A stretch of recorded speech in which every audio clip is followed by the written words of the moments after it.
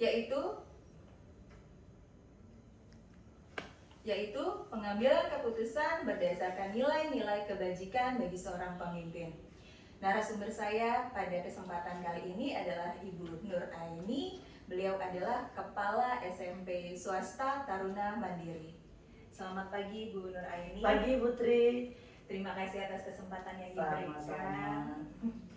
Kali ini saya mendapatkan tugas nih Ibu terkait dengan mewawancara Ibu sebagai seorang pemimpin. Baik. Dan bagaimana cara Ibu untuk pengambilan keputusan. Mohon izin Ibu. Siap Putri.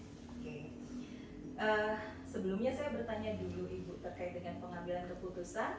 Apakah Ibu pernah mendengar tentang istilah dilema etika dan rujukan moral? Pernah Putri, saya pernah searching lah itu dilema etika seperti apa, rujukan moral seperti apa. Oh baik, alhamdulillah luar biasa Bu ini ya. Baik Ibu, selama Ibu sebagai seorang pemimpin, sebagai kepala sekolah yang memimpin sekolah ini, pernahkah Ibu menemukan suatu kasus terkait dilema etika dan rujukan moral?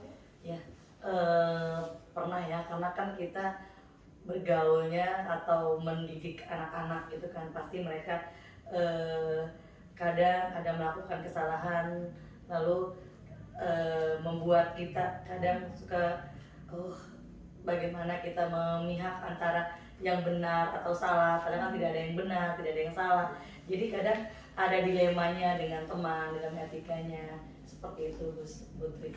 Baik, Ibu, bagaimana cara Ibu mengidentifikasi yang mana sih kasus dilema etika, yang mana sih kasus rujukan moral? Jadi kalau menurut tanggapan saya nih ya, kalau dilema etika itu yang berkaitan dengan bagaimana kita bersikap dengan rekan kita, bagaimana kita membuat suatu keputusan dan ada pro kontra di antara rekan guru. Dan rujukan moral itu bagaimana ketika ada anak didik kita yang melakukan suatu kesalahan dan kita mungkin mereka berseteru antara murid satu dengan murid yang lain, ini merasa benar, ini merasa benar, jadi di mana kita harus berdiri gitu kan, karena memang tidak ada yang benar dan tidak ada yang salah seperti itu Putri. Saya mengidentifikasinya seperti itu, mungkin belum begitu tepat tapi menurut saya seperti itu. Baik Ibu, terima kasih. Kemudian bagaimana Bu Ibu menjalankan pengambilan keputusan ketika suatu saat dihadapkan pada kasus-kasus tersebut? Bagaimana Ibu menjalankan pengambilan keputusannya? Ya, kalau saya sih mencoba mengambil keputusannya itu dengan mengkonfirmasi kembali. Misalnya ada suatu kasus, saya tanyakan dulu seperti apa nih kronologisnya. Saya coba dalami, saya coba pahami kronologisnya. Saya tanya bukan hanya dari satu sisi saja, dari semua yang ada di kasus tersebut. Lalu saya coba untuk bekerja sama dengan wakil saya untuk agar keputusan yang saya ambil itu tidak merugikan, agar keputusan yang saya ambil itu tidak ada yang tersakiti atau tidak ada yang merasa kok aku dianaktirikan. Jadi saya ingin keputusan yang saya ambil itu memang terbaik untuk semuanya. Baik, berarti Ibu mencoba menganalisis terlebih dahulu dari berbagai aspek. Betul. Begitu ya Bu? Oke, baik. Nah, kita masuk ke langkah-langkah nih Ibu dalam pengambilan keputusan. Kalau tadi mungkin Ibu sudah sedikit memberi spoilernya bahwa ada menganalisis terlebih dahulu, mengonfirmasi terlebih dahulu. Mungkin ada Ibu langkah-langkah selanjutnya terkait pengambilan keputusan? Iya, kayak misalnya ada kasus anak yang sering terlambat. Ya.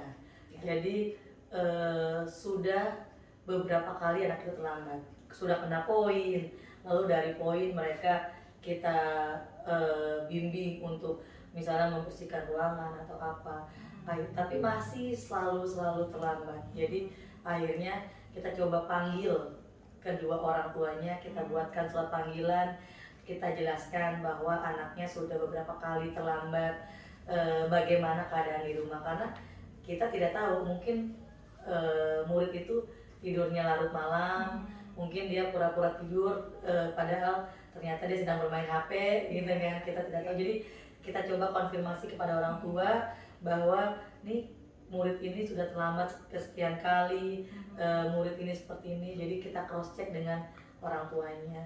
Jadi orang tuanya pun mengetahui bahwa murid itu terlambat, jadi bisa mengatur ritme di keluarganya, di rumah. Jadi ada kolaborasi antara saya dan orang tua. Baik, luar biasa Ibu.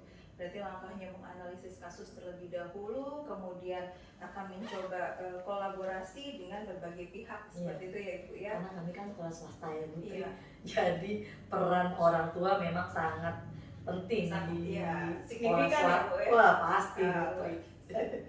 Iya, baik Ibu. Nah, langkah-langkah tadi Bu, apakah menurut Ibu sudah efektif dalam pengambilan keputusan? Kalau menurut saya terhadap murid itu efektif. Jadi ketika orang tua mengetahui, mungkin mereka memberikan treat tertentu di rumahnya, dan alhamdulillah murid itu jadi datang tepat waktu. Kadang orang tuanya pun minta maaf Miss, kaminya juga bangunnya agak kesiangan, jadi anak itu kami tidak tahu kalau ternyata dia datang terlambat gitu. Jadi lebih memperhatikan lagi. Jadi untuk saya sih efektif ya Bu Tri dengan kita berkolaborasi dengan orang tua, jadi semua mengetahui. Baik. Kemudian Ibu, dalam pengambilan keputusan Ibu selama ini terhadap kasus-kasus yang Ibu hadapi, adakah yang merupakan sebuah tantangan bagi Ibu? Ya. Jadi pasti setiap kasus itu pasti ada tantangan-tantangan tersendiri di kasus itu, dan tantangan saya adalah bagaimana menyelesaikan suatu kasus tanpa adanya murid atau rekan yang tersakiti dari keputusan saya. Jadi biar sama rata, jadi keputusan itu bisa diterima dengan baik dan bisa dijalankan dengan baik oleh yang mempunyai kepentingan. Berarti Ibu ini ya, apa namanya, dari aspek win-win solutionnya juga berharapnya seperti itu. Oh baik Bu. Kemudian Ibu ketika pengambilan keputusan, apakah Ibu memiliki jadwal tersendiri atau Ibu tipe yang harus secepatnya mengambil keputusan, itu bagaimana Bu? Iya, itu tergantung kasusnya ya Bu. Jadi kalau memang kasusnya itu memerlukan keputusan yang segera, saya coba untuk mengkaji lebih cepat, saya coba untuk konfirmasi atau mencari informasi-informasi, dan saya akan putuskan lebih cepat lagi. Tapi jika kasus itu agak rumit dan membutuhkan waktu yang mendalam, jadi saya coba untuk berpikir agar lebih jernih lagi, apalagi kalau menyangkut kepentingan rekan-rekan saya gitu kan, guru-guru saya, kesejahteraannya mungkin. Jadi itu harus pemikiran-pemikiran yang lebih dalam lagi betul. Oke, baik. Jadi berdasarkan urgensinya ya, ada skala kasusnya. prioritas ya. Betul. Oke, baik. Kemudian Ibu, adakah seseorang atau mungkin ada faktor lain yang biasanya bisa mempermudah Ibu gitu dalam mengambil keputusan? Ada lah pasti Bu. Saya punya role model gitu kan. Mungkin dari kita baca biografi buku tokoh gitu kan, bagaimana seorang tokoh itu dalam mengambil suatu keputusan, baca-baca buku, lihat-lihat YouTube, banyak hal-hal yang harus saya pelajari sebagai pemimpin. Karena kadang saya dikasih bisikan dari pendahulu-pendahulu saya itu, kalau jadi pemimpin itu harus siap untuk tidak disukai oleh orang lain, karena mungkin dari keputusan itu ada yang merasa tersakiti, walaupun kita berharap keputusan ini adalah keputusan yang terbaik untuk mereka, tapi pro dan kontra pasti ada. Jadi saya punyalah kayak belajar dari media sosial, dari buku, atau dari memang ada seseorang yang saya jadikan panutan. Dari berbagai sumber ya. Betul Bu Tri. Baik Ibu, ini untuk pertanyaan terakhirnya nih Ibu. Jadi dari segala hal yang tadi telah Ibu kemukakan, apa yang menurut Ibu itu, bentar Ibu, bicaranya apa sih Bu? Pengalaman yang dipetik. Oh, pengalaman dipetik Mas. Baik. Ini pertanyaan terakhir Ibu. Iya. Jadi dari segala yang telah Ibu sampaikan tadi, menurut Ibu nih, pelajaran apa sih yang bisa Ibu petik dari pengalaman Ibu selama ini sebagai seorang pemimpin? Banyak ya Putri, jadi dari setiap keputusan yang kita ambil, dari setiap kasus, jadi banyak yang kayak kasus murid saya yang mungkin ada sedikit clash dengan temannya, jadi ternyata anak tersebut butuh perhatian orang tua. Jadi saya banyak belajar, saya juga orang tua di rumah saya, jadi kasus-kasus yang memang terjadi bisa saya jadikan pelajaran untuk saya terapkan di rumah. Oh ternyata anak ini berbuat hal-hal yang seperti ini karena memang dia butuh perhatian orang tua. Jadi banyak pelajaran-pelajaran yang bisa saya petik dari kasus-kasus yang ada, terus dari kasus-kasus yang ada dan membutuhkan keputusan-keputusan. Saya banyak belajar bagaimana menjadi seorang pemimpin yang baik, pemimpin yang memang semoga gitu keputusannya itu bisa diterima gitu dengan baik. Jadi banyak pelajaran lah. Baik, luar biasa Bu Nuraini hari ini. Siap, Putri.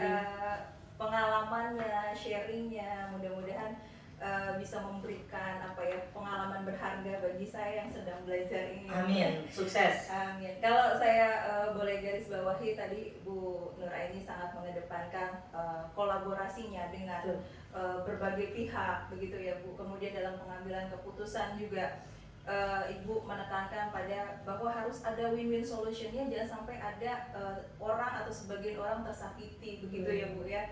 Meskipun tidak menutup kemungkinan bahwa keputusan yang kita ambil pastinya tetap akan ada yang tidak tidak setuju atau ada pro kontra gitu ya Ibu ya. Luar biasa Ibu, terima kasih banyak sekali Sama-sama, lagi Bu. saya ucapkan atas waktunya, Siap. atas bantuannya. Oke. Saya pamit undur diri Ibu. Sama-sama Putri. Waalaikumsalam warahmatullahi wabarakatuh.